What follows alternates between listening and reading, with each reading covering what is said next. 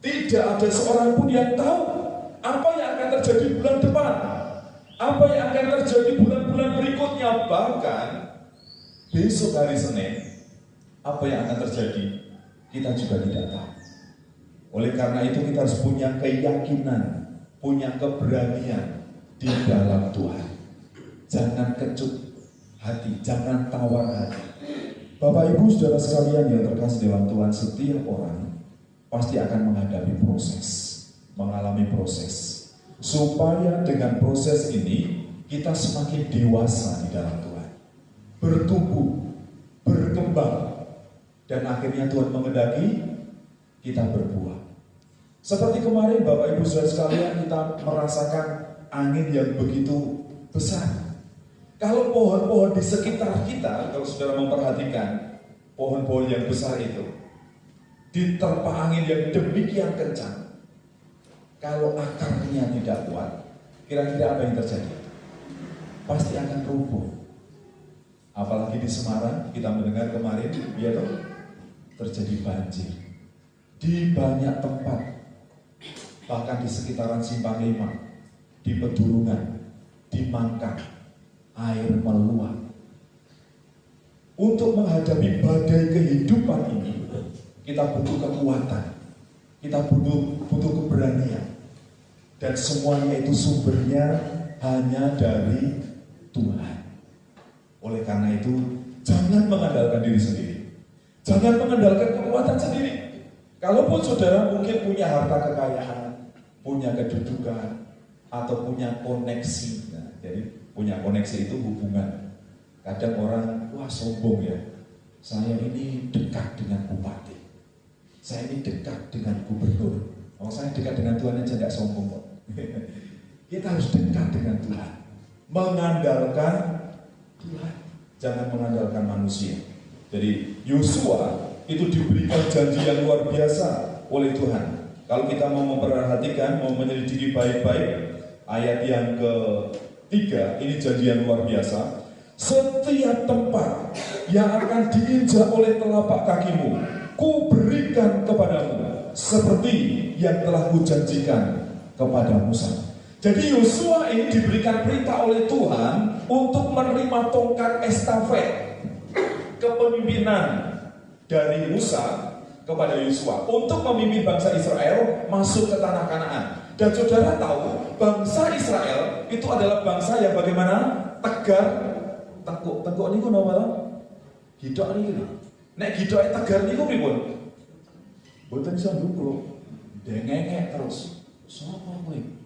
Sopo? Itu orang Israel. Orang Israel itu tidak bisa merendahkan diri di hadapan Allah.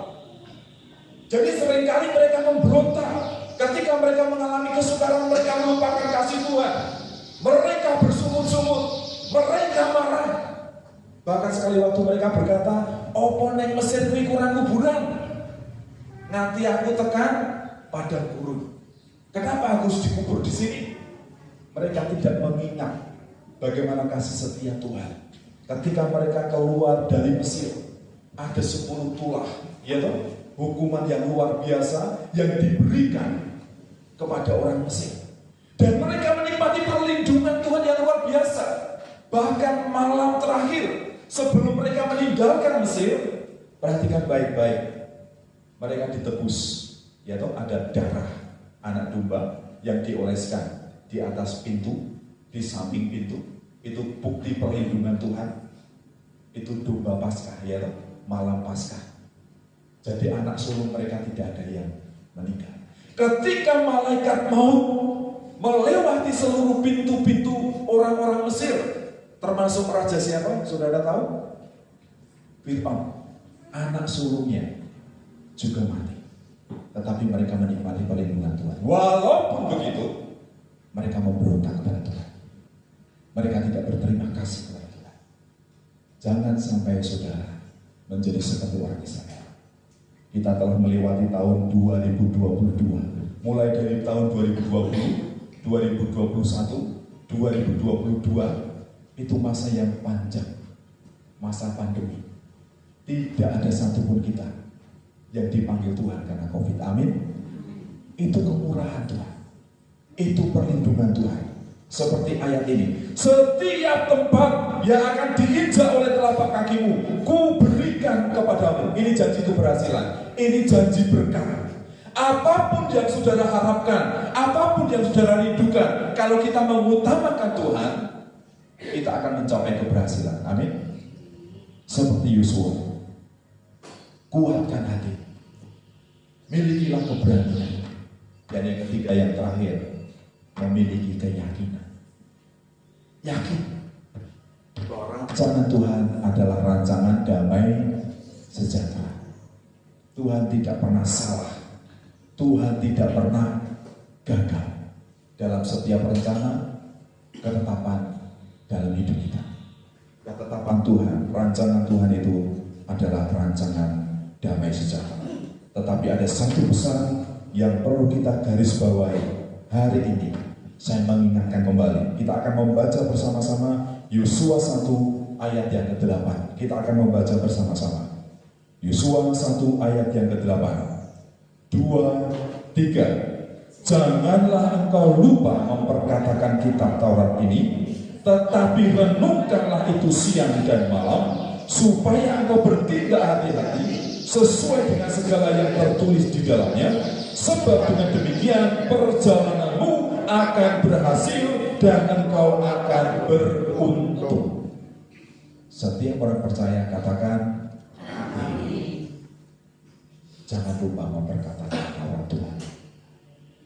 Jangan lupa menyediakan waktu untuk merenungkan firman Tuhan siang dan malam, supaya engkau bertindak hati-hati. Karena hari-hari ini banyak orang tidak mengerti berterima kasih, tidak mengerti balas budi. Kemarin, ya loh, saya sampaikan, kita ini kadang diperhadapkan pada orang-orang yang perlu kita tolong, perlu kita bantu. Saya dengan Bu Yani itu agak berbeda. Kalau Bu Yani itu mudah percaya, ketulusannya itu luar biasa. Tapi kalau saya agak selektif. Kalau saya menolong orang, saya lihat dulu orang ini bagaimana, karakternya seperti apa. Jadi seringkali kita diperhadapkan pada orang-orang yang, wah saya cinta Tuhan, saya mengasihi Tuhan, nanti kalau saya dibantu, kalau saya ditolong, saya akan rajin ke gereja, saya akan beri perpuluhan, saya akan bantu pelayanan. Tapi kenyataannya apa? Ke gereja aja tidak mau, Natal aja tidak muncul, ya. Kadang kita diberhadapkan pada orang-orang yang seperti itu. Orang-orang yang sudah dibantu, kemarin saya cerita, kadang ada orang-orang yang karakternya, kalau kita Mbak Boyo tidak ada, yang ada di sana, di Ngalengko di Rojo. Mbak Boyo itu tidak ada. Kadang ada orang-orang yang sudah dibantu. Jadi peribahasa Jawa, ditulung malah mentok. Kemarin kan saya cerita tuh, ada yang kemarin tanya Mbak Febri, itu dari mana om anjingnya? Itu dari Surabaya, saya ambil dari Surabaya. Sepanjang perjalanan tenang. Itu galak dan sekarang mulai terasa galaknya. Karena ketika datang itu dia agak sakit di punggungnya, kena fases.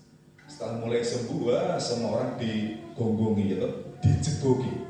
Anak saya aja Ellen itu habis mandi pakai baju berbeda, oh dijegoki. Padahal itu anak saya. Istri saya dijegoki. Kemudian istri saya, kirimmu itu jangan orang kenal, suka dijegoki berkuih. Kenapa saya nggak dijegoki? Saudara tahu? Karena saya kasih makan, saya rawat dia ketika dia sakit, ya loh. Saya bawa dari Surabaya, dia kenal betul dengan saya. Sekalipun kalau saya marah, dia masuk ke rumah, hei keluar. Kalau tidak keluar, ambil gigit tak pukul. Dia gigit saya enggak? Enggak. Kadang juga tak tendang, tapi enggak keras-keras. Dia gigit saya enggak? Padahal dia anjing galak, tapi dia mengerti siapa yang kasih makan, siapa yang merawat, siapa yang menolong. Kadang manusia karakternya lebih rendah dari, nah itu, ya, sudah ditolong,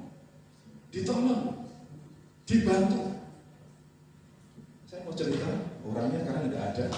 Ya, saya bawa satu keluarga, suami, istri, 2 anak. Ketika saya melihat dia prihatin tinggal di kandang ayam, bekas kandang ayam, tidak ada amping-ampingnya, musim angin seperti ini, saya bawa tinggal di Masmur, carikan kerjaan, makan 2 hari setiap hari gratis.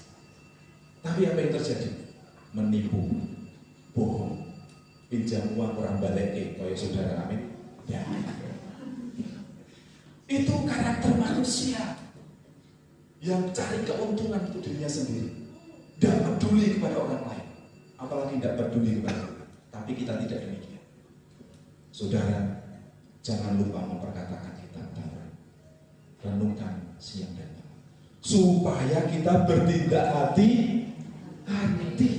Firman Tuhan itu akan menjaga kita, akan mengarahkan kita, akan memimpin kita di jalan yang harus kita tempuh. Kita tidak menyimpang ke kanan, ke kiri. Kita hidup sesuai dengan kebenaran firman Tuhan. Karena hanya dengan demikian perjalananmu akan berhasil dan engkau akan beruntung. Amin. Mari kita tunduk kepala.